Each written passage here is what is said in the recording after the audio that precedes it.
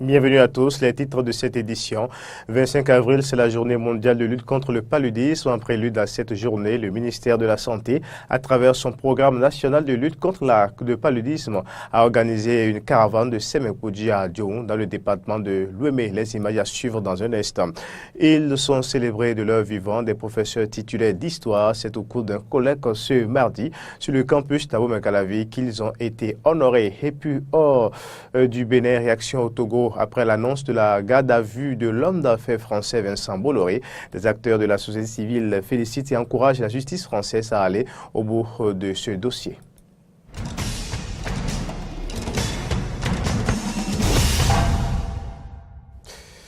Encore une fois, bienvenue à toutes et à tous et des infos. Ils sont célébrés de leur vivant. Ils sont des professeurs titulaires d'histoire honorés ce mercredi à l'université d'Abomey-Calavi. Une cérémonie qui entre dans le cadre d'un colloque en hommage à ces professeurs et qui sont admis à la retraite. Laurent Toneiké, c'est fier que voit-on. Ils sont les premiers professeurs titulaires du département d'histoire de l'université d'Abomey-Calavi. Félix Iroko, Michel Videgla, Sylvain Aninquin, Jérôme Aladaye, Sébastien Sotindior et Joseph Divor sont désormais à la retraite. Et pour leur rendre hommage, un colloque de 3 jours est organisé à l'amphi Idriss Déby, une initiative du docteur Rogatien Tossou. En effet, nous sommes habitués dans nos pays à des hommages à titre posthume. Ici, nous avons l'insigne honneur d'honorer nos maîtres, de véritable réputation, pendant qu'ils sont encore parmi nous. Pendant 3 jours, nous aurons droit, disais-je, à un colloque scientifique international sur le thème « Société, nation, économie et gouvernance en Afrique ».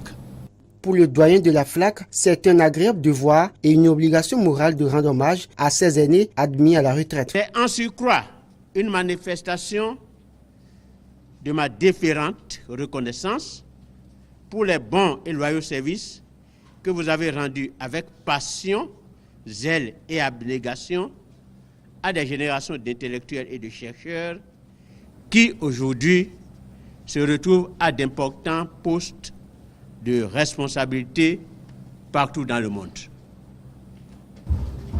Chers aînés, vous aviez été apôtres pendant 30 ans de votre vie au service de la communauté, voire de toute la nation entière. C'est pour cela que vos disciples, vos bien-aimés, ont pris l'initiative de vous honorer. Le recteur de l'université d'Abomey-Calavi, le professeur Massim Dacruz, pense pour sa part que c'est une célébration de la vie car les aînés célébrés sont encore en vie. Cette tradition s'inscrira certainement dans les habitudes du département d'histoire et d'archéologie d'organiser ce type d'hommage aux professeurs titulaires. Même ceux qui à la retraite passeront ce grade. C'est une première dans l'histoire du département. Je voudrais publiquement féliciter l'initiateur de cette cérémonie d'hommage, le collègue Rogatien Tossou. Je voudrais espérer aussi que ce type de manifestation soit étendu à toutes nos entités, parce que ces aînés le méritent bien. La représentante des épouses des récipiendaires a loué l'initiative et a remercié tous ceux qui ont contribué à son organisation. Les collègues, amis et proches parents ont rendu des témoignages sur les heureux du jour. Chacun d'eux a reçu une lettre de félicitations, un tableau, un emballage et une enveloppe financière. 25 avril, c'est la journée mondiale de lutte contre le paludisme.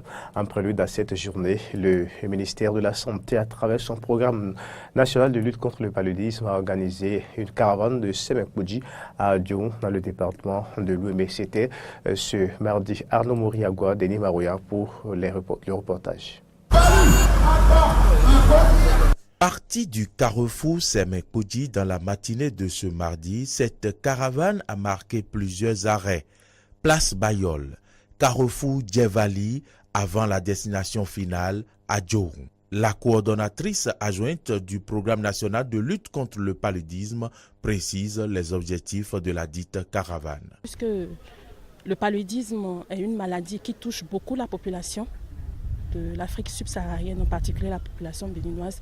Il faut une forte mobilisation sociale parce qu'on a besoin de sensibiliser la population. Donc pour ça, on a dit avant la journée même, il faut qu'on fasse quand même caravane pour pouvoir sensibiliser la population sur ce qu'il faut faire pour pouvoir éviter cette maladie qui tue nos femmes et nos enfants. Place Bayol, enfants, hommes adultes et femmes ont participé à un jeu questionnaire sur les signes et les méthodes de prévention du paludisme. Les gagnants ont été récompensés par des t-shirts et des CD. Au carrefour Djevali, deuxième étape de cette caravane, les femmes ayant répondu aux questions sur la prise en charge d'un enfant souffrant du paludisme ont aussi reçu des t-shirts. Cette mobilisation générale autour de la lutte contre le paludisme s'explique donc aisément si l'on sait que le paludisme est un problème majeur de santé publique. Ça, c'est déjà reconnu. On n'a plus à discuter sur ça. Et aussi, dans notre pays, le Bénin, le paludisme en 2016 était la première cause des consultations dans les formations sanitaires avec 42,8%. En hospitalisation aussi, c'était toujours le paludisme avec 52,3%. Et aussi comme première cause de décès dans nos formations sanitaires, c'était toujours le paludisme avec 14,9%. Donc l'incidence générale en 2016, puisque les données que je viens de vous donner sont les données de 2016, l'incidence générale en 2016 montre que le paludisme avait 14,6% et passe toujours comme première affection parmi toutes les affections dont souffre la population béninoise. Rappelons que le thème choisi cette année est intitulé « Prêt pour vaincre le paludisme ». Nous avons besoin de toute la population béninoise. Il faut que toute la population se joigne à nous pour qu'on puisse vraiment vaincre le paludisme comme le veut l'OMS. Et on a besoin de l'adhésion de tous, aussi bien des femmes, des enfants, des hommes. On a besoin de tous. On doit mettre tous la main à la pâte pour pouvoir vaincre cette affection. En faisant quoi? En assainissant chez nous, autour de nous et en dormant sous moustiquaires et aussi en écoutant tout ce qu'on donne comme mesure, aussi bien à la télé qu'à la radio. Les manifestations officielles se sont déroulées à Dioron ce 25 avril 2018 en présence du ministre de la Santé, Dr Alassane Seydou. On poursuit cette édition pour faciliter l'entrée au Bénin et rendre la procédure de demande de visa moins contraignante. Le gouvernement béninois a décidé de mettre en place le e-visa, un visa électronique dont l'obtention se fait en peu de temps. La cérémonie officielle de lancement de cette plateforme e-visa s'est déroulée ce lundi dans les locaux du ministère des Affaires étrangères et de la coopération. Le gouvernement béninois l'a voulu et c'est désormais chose effective. Le e-visa annoncé a été officiellement lancé ce lundi 23 avril 2018 à la salle Fleuve Jaune du ministère des Affaires étrangères et de la coopération. Le ministre des Affaires étrangères et de la coopération, Aurélien Agbenonsi, était pour la circonstance assisté de ses collègues en charge de l'intérieur, Sakalafia, celle de l'économie numérique, Aurélie Adam Soulezoumarou et Ozad Meki du tourisme et de la culture. Le e-visa est une autorisation électronique délivrée via Internet aux ressortissants étrangers désirant rentrer au Bénin. L'objectif principal de la réalisation de la plateforme de e-visa est de simplifier les démarches administratives pour l'ensemble des demandeurs de visa et de faire en sorte que l'on puisse réduire les pièces qui leur sont demandées et que l'on puisse réduire aussi les délais de traitement de ces demandes-là. C'est un système qui intégrera un système sécurisé de paiement en ligne aussi. Et je crois que la grande innovation, puisqu'il s'agit d'une innovation du système de e-visa pour notre pays, est l'automatisation de la délivrance du visa. La demande de visa est désormais déclarative. Les procédures d'entrée au Bénin simplifiées. Une innovation qui répond à l'ambition du président de la République Patrice Talon d'optimiser l'exploitation des avantages qu'offrent les progrès scientifiques et technologiques et de révéler le Bénin. Le projet de e-visa a été conduit par l'Agence des services et systèmes d'information ASSI pour le compte du ministère de l'Intérieur et de la Sécurité publique qui est l'ancrage principal. Une présentation de la procédure a été faite par le directeur général de l'ASSI, suivi du message de lancement officiel du ministre Sakalafia. La mise en place de cette plateforme électronique e-visa, après la suppression de visas au profit des Africains désirant se rendre au Bénin, répond aux soucis du gouvernement face au nombre sans cesse croissant de demandes de visa et de cartes de résidents.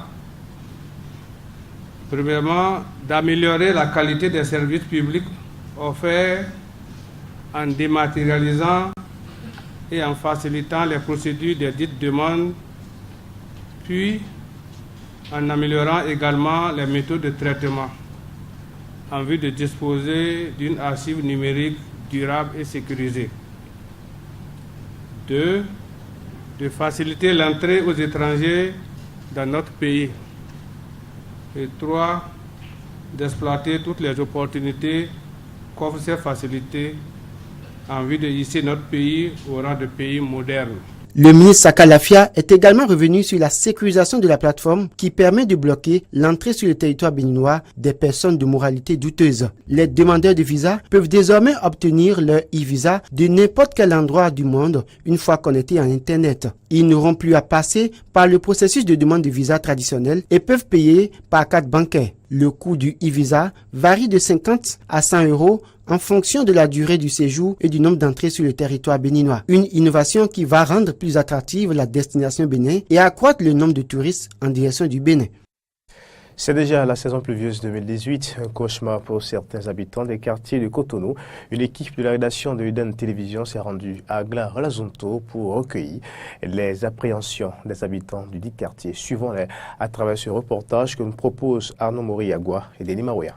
À peine la saison pluvieuse 2018 démarrée et les habitants de certains quartiers de la ville de Cotonou se plaignent. À Aglar-Lazunto, à quelques encablures de la voie principale pavée, les flaques d'eau sont remarquables les unes que les autres. Les riveraines expriment ici leur désarroi.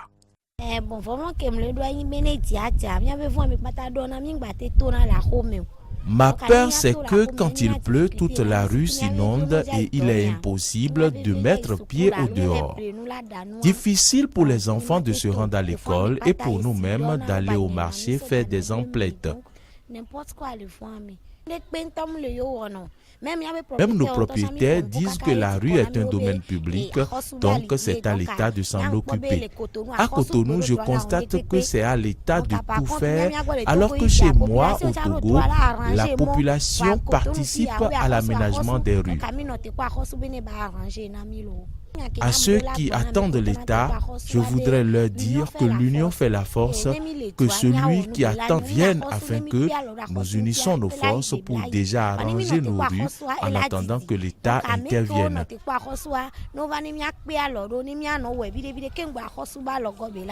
Par exemple, dans notre rue, les gens prennent leur douche en pleine rue avec leur puisard au beau milieu de la voie.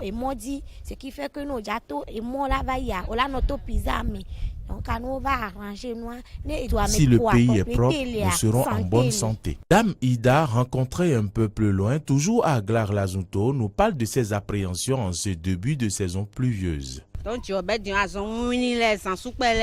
Si la saison pluvieuse démarre vraiment, nous ferons face aux maladies de toutes sortes. On ne peut pas parler du désordre qui règne dans notre quartier ici. Mais moi, je vais en parler aujourd'hui. Il y a des gens qui ont construit sur la voie publique et qui défèquent dans des sachets qu'ils jettent dans l'eau stagnante.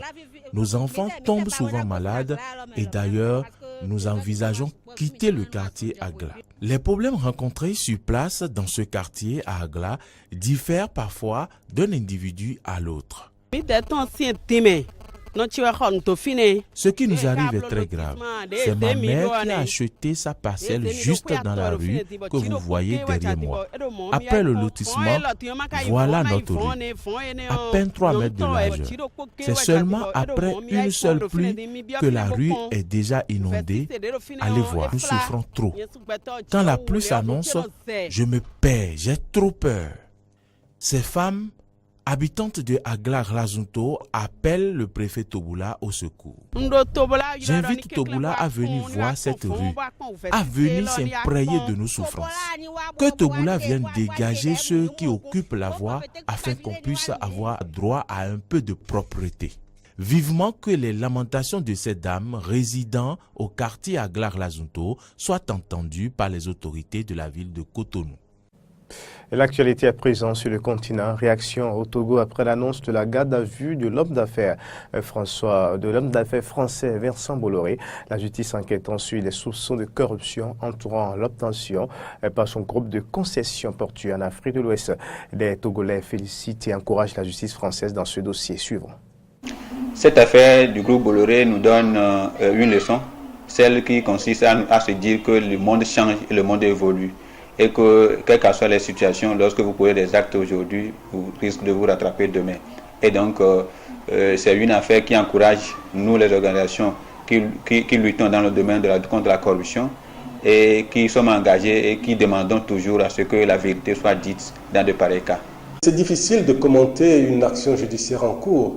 En revanche, il faut souligner que la pratique de l'opacité dans les affaires et dans la politique est quelque chose de très courant au Togo. Et donc, il faut laisser la justice s'exprimer, aller jusqu'au bout. Je déplore simplement que ce ne soit pas au Togo que cette affaire soit traitée. Et je déplore également que le nom du chef de l'État togolais soit cité dans ce type d'affaires. Nous encourageons la justice française et nous les félicitons. Et parce que c'est une justice qui est en train de nous montrer qu'elle n'est pas ce que nous pensons le plus souvent. Et elle est en train de faire un travail. Ça prouve désormais qu'il n'y a personne qui est au-dessus de la loi et que nous sommes tous égaux devant la justice. Cette affaire-là est quelque chose que nous prenons très au sérieux parce que les richesses togolaises, les ressources togolaises ne doivent pas être gérées de manière aussi opaque. L'éthique et la déontologie ont déserté la pratique judiciaire au Togo depuis bien longtemps. Et ça n'est pas surprenant que beaucoup d'affaires qui sont initiées au Togo sont toujours traitées dans l'intérêt de l'exécutif.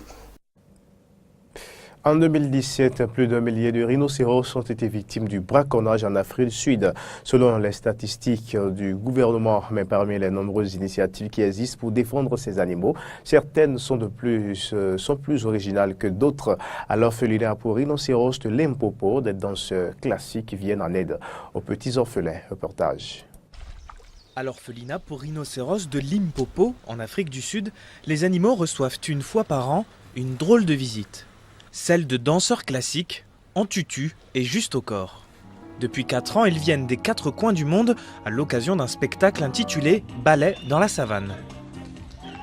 Le ballet en Afrique du Sud se bat pour survivre, tout comme l'Afrique du Sud se bat pour lutter contre le braconnage des rhinocéros.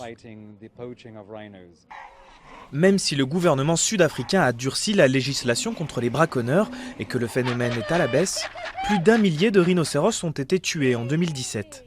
Cette organisation est la première du genre à accueillir les petits orphelins. Mais les amener jusqu'à l'âge adulte a un coût, près de $17 000 par mois et par animal. Au début, lorsqu'on accueille des petits, les filles sont avec eux 24 heures sur 24. Elles dorment avec eux, elles en prennent soin et leur donnent tout l'amour dont elles sont capables. Et après cela, nous commençons à couper le contact humain. Une fois par an, l'orphelinat se transforme en scène de danse pour récolter des fonds. Des ateliers sont également organisés par les professeurs au plus près des animaux.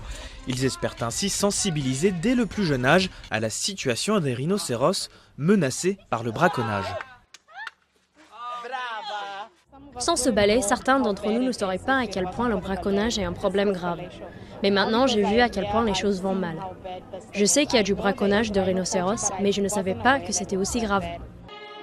Depuis sa création, le ballet dans la savane a gagné en popularité. Un premier pas de danse vers une plus grande défense des pachydermes dans le pays. Le président français Emmanuel Macron en visite à Washington depuis ce lundi 23 avril souhaite, avec son homologue américain Donald Trump, pouvoir travailler avec un nouvel accord avec l'Iran à plus long terme. Déclaration faite alors au cours de cette visite d'État qui s'achève ce mercredi 25 avril. Ni vous ni moi n'avons pour tempérament ou habitude de changer de position avec le gré du vent. Néanmoins, nous avons eu, je crois pouvoir le dire, une discussion très approfondie en tête-à-tête sur ce sujet. Vous considérez que le deal iranien, le JCPOA, donc l'accord qui a été négocié en 2015 avec l'Iran, est un mauvais accord.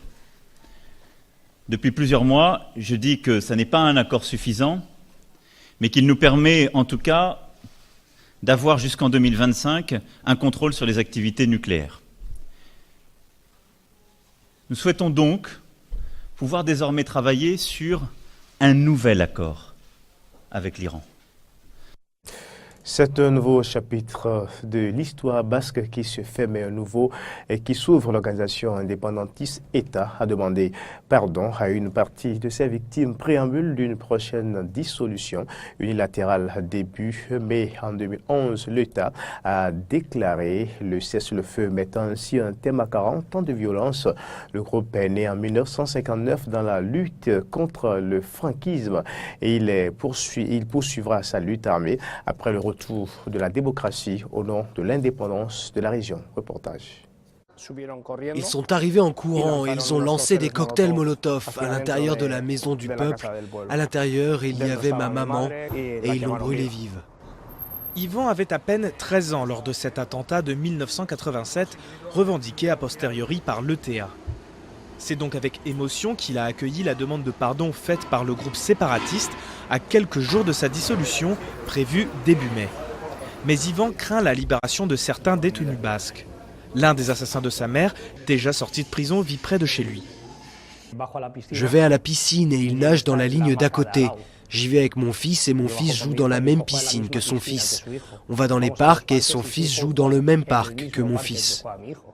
Aux 829 victimes attribuées à l'organisation séparatiste, il faut ajouter les personnes mortes ou torturées dans les propres rangs de l'ETA. En 1992, Encarni collaborait depuis plusieurs mois avec l'ETA lorsque la garde civile l'a brutalement arrêtée, emprisonnée puis torturée pendant 5 jours. Elle se considère victime, elle aussi, de ce qu'elle juge être du terrorisme d'État. J'espère me tromper, mais je ne pense pas que demain, ils demanderont pardon. J'espère vraiment que je me trompe et que demain, ils feront une annonce publique disant « On demande aussi pardon pour toutes les victimes de violences policières ». Après 4 décennies de violence, le travail de mémoire ne fait que commencer. Notamment avec l'ouverture du dialogue entre les différentes parties de ce conflit. Au sanctuaire de Loyola, où s'étaient déjà tenus des pourparlers en 2006, le père Manu Aroué prépare des ateliers de parole.